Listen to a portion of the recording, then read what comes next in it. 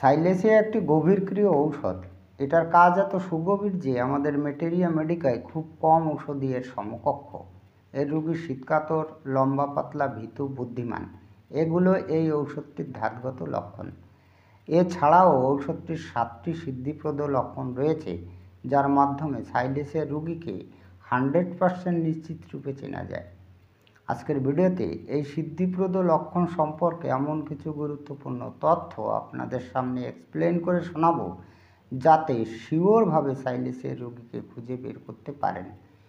ভিডিওটি ভালো লাগলে লাইক, কমেন্ট, শেয়ার করবেন এবং আপনি যদি এই চ্যানেলে নতুন এসে থাকেন তাহলে চ্যানেলটিকে সাবস্ক্রাইব করে রাখবেন পরবর্তীতে নতুন ভিডিওর নোটিফিকেশন সবার আগে পাওয়ার জন্য। এবার এই ঔষধটির মাত্র 7টি সিদ্ধিপ্রদ লক্ষণ রয়েছে। আপনাদের কাছে আমি রিকোয়েস্ট করব, আপনারা ভিডিওটি না টেনে যদি এই 7টি সিদ্ধিপ্রদ লক্ষণ একটু মনোযোগ দিয়ে শোনেন, প্রয়োজন বোধে মেইন হেডিংগুলো খাতায় বা ডায়েরিতে লিখে নেন, তাহলে আপনাদের কিন্তু একেবারে সাইলেসিয়া রোগীকে খুঁজে বের করতে কোনো রকম অসুবিধা হবে না। যাই হোক, নাম্বার 1 সিদ্ধিপ্রদ লক্ষণ রয়েছে তীক্ষ্ণ অনুভূতি।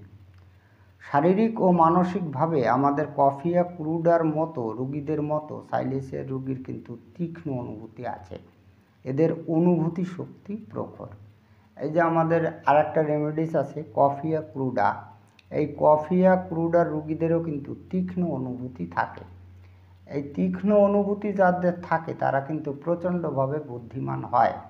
আপনারা অনেকেই জানেন যে আমাদের লাইকোপোডিয়ামের রোগী কিন্তু বুদ্ধিমান, এবং তার থেকে বেশি বুদ্ধিমান হচ্ছে সাইলেসিয়া রোগীরা। এবার এই তীক্ষ্ণ অনুভূতি সব মানুষের মধ্যে থাকে না, খুব কম সংখ্যক মানুষের মধ্যে এই তীক্ষ্ণ অনুভূতি থাকে। যদি এই সাইলেসিয়ার এই তীক্ষ্ণ অনুভূতি সম্পূর্ণ কোনো মানুষের বাড়িতে যদি কোনো অসৎ মানুষ অসৎ উদ্দেশ্য নিয়ে আসে, তাহলে এই সাইলেসিয়া রোগী কিন্তু তার সঙ্গে কথাবার্তা বলে তার আচরণ অনুভূতিগুলো বুঝে তার কিন্তু তীক্ষ্ণ অনুভূতির সাহায্যে সে কিন্তু বলে দিতে পারে যে কেন ওই অসৎ ব্যক্তি তার বাড়িতে এসছে। তার উদ্দেশ্য কিন্তু তার এই তীক্ষ্ণ অনুভূতির সাহায্যে সে কিন্তু বুঝে ফেলতে পারে। নাম্বার 2 সিদ্ধিপ্রদ লক্ষণ রয়েছে দৃঢ়তার অভাব। শারীরিক দৃঢ়তার অভাবে হাত পা সরু, মাথাটি বড়, পেটটি উঁচু দেখায়, ক্রমাগত জীর্ণশীর্ণ হতে থাকে। মানসিক দৃঢ়তার অভাবে নম্র ও ধীর স্বভাবের হয়।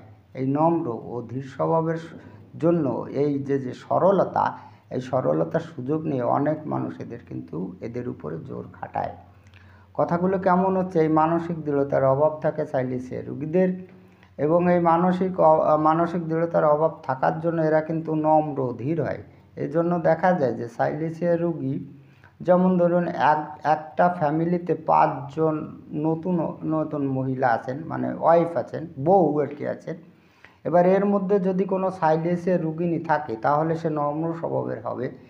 এবার এই মহিলাকে, মানে এই সাইলেসিয়া রোগিনীকে কিন্তু অন্য যে চালাক যে বউটি রয়েছে সে কিন্তু নর্ম আর এই ভদ্র স্বভাবের এই সরলতার সুযোগ নিয়ে যখন যে কাজ করতে হবে তাকে কিন্তু বেছে বেছে ওই পরিশ্রমের কাজটাই তার উপর চাপিয়ে দেবে।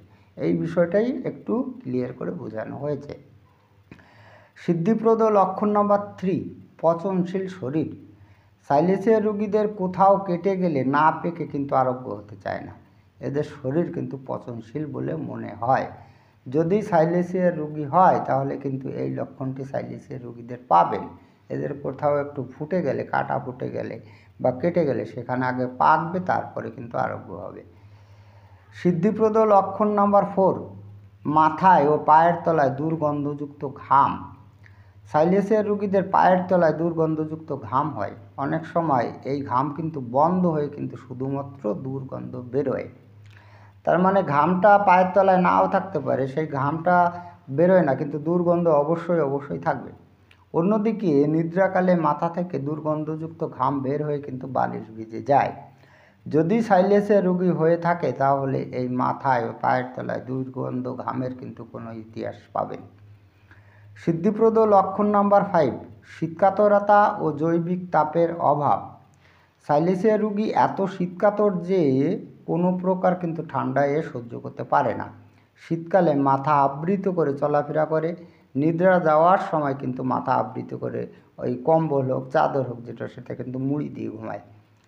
আর জৈবিক তাপের অভাবের ফলে হাতে পায়ে রগপ্রবাহ কিন্তু ঠান্ডা হয়ে যায়।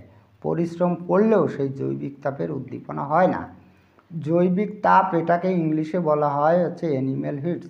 মানুষের শরীরে একটা নর্মাল টেম্পারেচার থাকে, সেটা খাদ্যখানার মধ্যেই কিন্তু উৎপন্ন হয়। এবার এই সাইলেসিয়া রোগীদের কিন্তু এই জৈবিক তাপের অভাব থাকে, মানে জৈবিক তাপটা সঠিকভাবে হয় না, সেটা তার শারীরিক গঠনের জন্যই হয়। এর জন্য কি হয় তাহলে আমরা বুঝবো কী করে যে সাইলেসিয়া রোগী এই জৈবিক তাপের অভাবের ফলে তাদের কিন্তু হাত পায়ের রগপ্রবাহ কিন্তু ঠান্ডা হয়ে যায়। নাম্বার 6 সিদ্ধিপ্রদ লক্ষণ রয়েছে টিকাজনিত কুফল।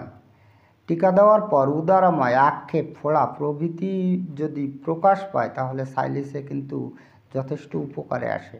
অবশ্যই টিকাজনিত কুফলের আমাদের আরও ভালো রেমেডিস রয়েছে, কিন্তু থুজা। সিদ্ধিপ্রদ লক্ষণ নাম্বার 7 অমাবস্যা ও পূর্ণিমায় বৃদ্ধি। অমাবস্যা ও পূর্ণিমায় বৃদ্ধি সাইলেসিয়ার একটি বিশিষ্ট লক্ষণ। উন্মাদ ভাব, মৃগী রোগ, বোবায় ধরা ইত্যাদি রোগ ব্যাধিগুলো কিন্তু অমাবস্যা ও পূর্ণিমায় কিন্তু বৃদ্ধি পায়। অনেক রোগী আছে যাদের কিন্তু ঘুমের ঘরে বোবায় ধরে, প্রায় আপনি দেখবেন ওই ঘটনাটা কিন্তু পূর্ণিমায় বা অমাবস্যায় হয়। রোগীর কাছ থেকে কেস হিস্ট্রি নিয়ে দেখবেন এই ঘটনাটি প্রায় এরকমই হয়। যাই হোক, এই যে রোগগুলো, এই রোগগুলো কিন্তু অমাবস্যায় আর পূর্ণিমায় বাড়ে যদি সে সাইলেসিয়া রোগী হয়ে থাকে। এবার এই দেখুন, সাইলেসিয়া সম্পর্কে আমি যে আপনাদের 7টি সিদ্ধিপ্রদ লক্ষণের কথা বললাম, এর মধ্যে মোস্ট অফ লক্ষণ যদি আপনার রোগীর মধ্যে বর্তমান থাকে তাহলে অবশ্যই আপনি সাইলেসিয়া ঔষধটি ব্যবহার করতে পারেন। এবার সাইলেসিয়া সম্পর্কে যদি আপনি আরও বিস্তারিত তথ্য জানতে চান, এখানে তো সব তথ্য তুলে দেওয়া সম্ভব নয়, আর ঔষধটা একটি বিরাট ঔষধ, তাহলে এই চ্যানেলের 130 নং ভিডিওটি দেখতে পারেন। আপনি কিভাবে যাবেন ওই 30 নং ভিডিওতে, যদি আপনি সেখানে যেতে চান তাহলে এই চ্যানেলের যেখানে দেখুন হোমিও ইন নাম্বারস লেখা রয়েছে, আপনি যদি এই হোমিও ইন নাম্বারসে টাচ করেন তাহলে এই পেজটি ওপেন হয়ে যাবে। এবার এই পেজের নিচের দিকে দেখুন যেখানে ভিডিও লেখা রয়েছে, আপনি যদি এখানে টাচ করেন তাহলে এই চ্যানেলের যতগুলো ভিডিও আপলোড দেওয়া হয়েছে আপনাকে উপর নিচে দেখিয়ে দেবে। আপনি টেনে নিচে গিয়ে 130 নং ভিডিওতে টাচ করলেই কিন্তু সাইলেসিয়া সম্পর্কের ভিডিওটি ওপেন হয়ে যাবে। যাই হোক, আজকে এই পর্যন্তই। খুব তাড়াতাড়ি ফিরে আসবো নতুন গুরুত্বপূর্ণ বিষয়বস্তুর ভিডিও নিয়ে। দেখা হচ্ছে নেক্সট ভিডিওতে। ততক্ষণ আপনারা ভালো ও সুস্থ থাকুন। জয় হ্যানিম্যান, জয় হোমিওপ্যাথ।